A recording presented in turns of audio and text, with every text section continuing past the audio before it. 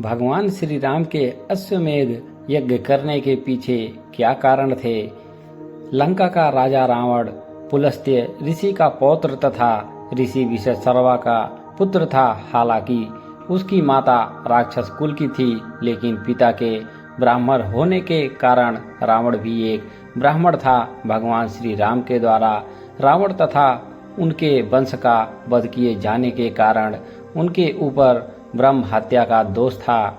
शास्त्रों में ब्रह्म हत्या को अति निंदनीय बताया गया है, जिसका भगवान श्री राम ने अभी तक प्रायश्चित नहीं किया था। इसी कारण उनके राज्य में कबोधर ऋषि ने भी उनसे अन्न लेना अस्वीकार कर दिया था। अश्वमेध यज्ञ के द्वारा भगवान श्री राम ब्रह्म हत्या के पाप से मुक्त हो सकते थे, इसीलिए उन्होंने इस यज्ञ को करने का निर्णय लिया।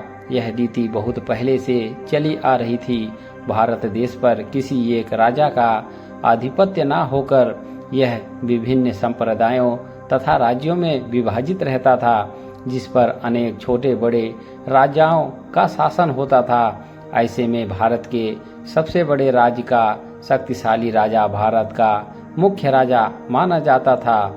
जब कभी भी कोई शक्तिशाली राजा आता तो वह संपूर्ण भारत या भारत की अत्यधिक भूमि पर एक छत्र शासन स्थापित करने के लिए अश्वमेध यज्ञ का आयोजन करवाता था। इस यज्ञ के पश्चात एक घोड़ा भारत की भूमि पर छोड़ा जाता था, जो चारों ओर भ्रमण कर वापस आता था। जहाँ जहाँ वह भ्रमण करता था, वहाँ वहाँ की भूमि उस राजा के अधीन हो जाती थी।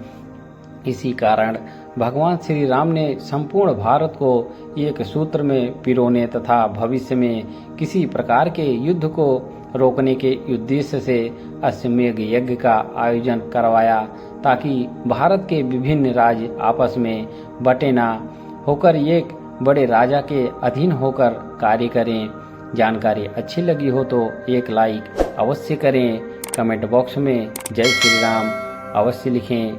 जय श्री राम।